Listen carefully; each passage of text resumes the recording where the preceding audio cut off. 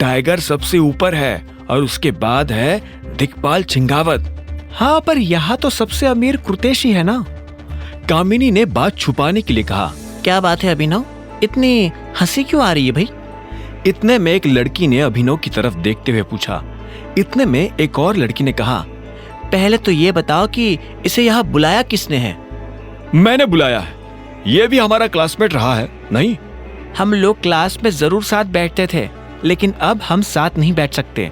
हाँ, मैंने भी सुना है कि ये डिलीवरी बॉय की नौकरी करता। मुझे लगता है कि आप लोगों को मेनू देखना चाहिए, खाना बनने में भी तो टाइम लगता है ना। अभिनव ने बात पलटते हुए कहा। वो इनमें से किसी को भी जवाब नहीं देना चाहता था, लेकिन उसकी इस बात से बाकी लोग भड़क उठे। उनमें से एक आदमी ने कहा, ओ भाई, ये मजाक चल रहा है क्या? तुझे क्या लगता है कि कृतेश तेरे लिए भी खाना ऑर्डर करने वाला है? अबे तू कब से कृतेश का दोस्त हो गया? कामिनी ने भी घी में आग डालते हुए कहा। हाँ, अगर तुम्हें कुछ खाना है तो उसका पैसा तुम्हें खुद ही देना होगा। लेकिन यह सुनते ही कृतेश ने अपना हाथ उठाया और सभी को शांत करवाते हुए बोला, अरे कामिनी, कैसी बात कर रही हो? अब वो पार्टी में आया है तो खाना तो खाएगा ही ना। तुम चिंता मत करो दोस्त, मैं तुम्हारा भी बिल भर दूंगा। कामिनी ने कहा, वाह कृतेश, तुम कितने स्वीट हो। फिर भी मैं चाहती हूँ कि तुम उससे अपना बिल भरने दो, ताकि उसे भी तो आगे से पैसे कमाने का मोटिवेशन आए।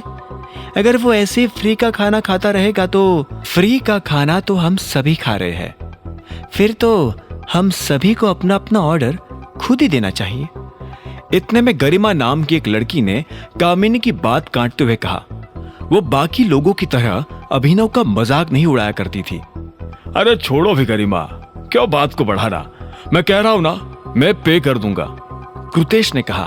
तो फिर अभिनव को तुम्हें थैंक यू बोलना पड़ेगा, कामिनी ने कृतेश की बात के जवाब में कहा। अभिनव अपनी जगह से खड़ा हुआ और बोला, एक मिनट रुकिए, कोई भी ऑर्डर मत देना, मैं अपना क्रेडिट कार्ड लेकर आता हूं। क्या? क्यों मजाक कर रहा है भाई? पागल हो गया है क्या? पता भी है यहाँ एक प्लेट खाने की कीमत क्या है? अभिनव ने अपने कंधे उचकाते हुए कहा। उसकी तुम लोगों को चिंता करने की जरूरत नहीं है, मैं अभी आया।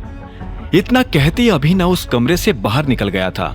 जैसे ही वो बार में दाखिल हुआ तो अचानक से उसकी नजर एक लड़की पर पड़ी। वो एक आदमी के पास बैठी हुई थी जिसने अजीब से कपड़े पहने हुए थे। वो लड़की उससे दूर होने की कोशिश कर रही थी, लेकिन वो लड़का उसे बार बार अपनी तरफ खींचने की कोशिश कर रहा था। जैसे अभिनव ने थोड़ा पास जाकर देखा तो उसे पता चला कि ये लड़की और कोई नहीं बल्कि उसकी पत्नी अनन्या है। हाथ हटा! अभिनव उस आदमी पर जोर से चिल्लाया। उसकी आवाज सुनते ही 3 और लोग अपनी कुर्सी से उठे और अभिनव को घेर कर खड़े हो गए। उनमें से एक आदमी ने कहा, ए भाई, कोई दिक्कत? मैं तेरा भाई नहीं हूं, ये मेरी बीवी है, हाथ हटा ले नहीं तो तोड़कर फेंक दूंगा, अभिनव ने कहा। उन्होंने अभिनव को कंधों से पकड़ा और उसे खींचकर बाहर की तरफ ले जाने लगे।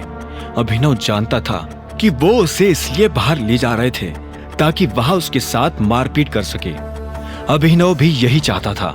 वो बार के अंदर लड़ाई करके फिर से अनन्या और उसके परिवार के सामने गुंडा साबित नहीं होना चाहता था।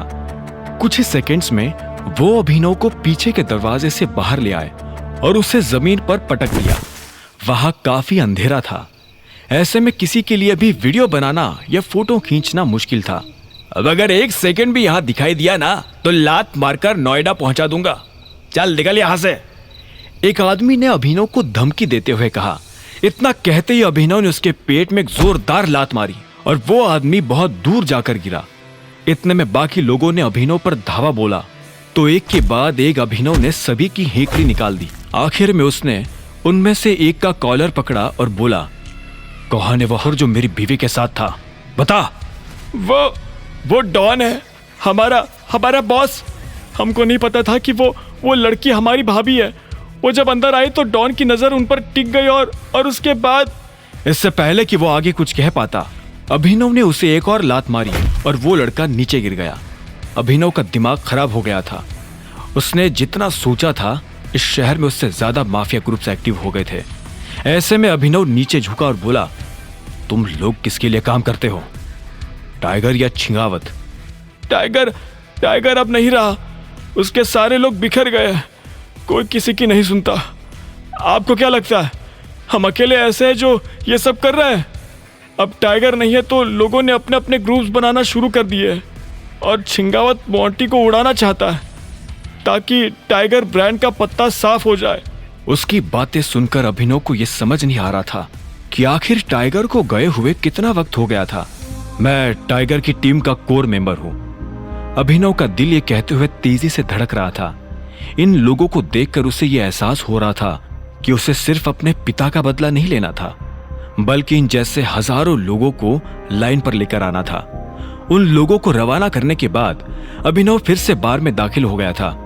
अचानक से उसकी नजर अनन्या को ढूंढने लगी थी, लेकिन अनन्या कहीं नहीं थी।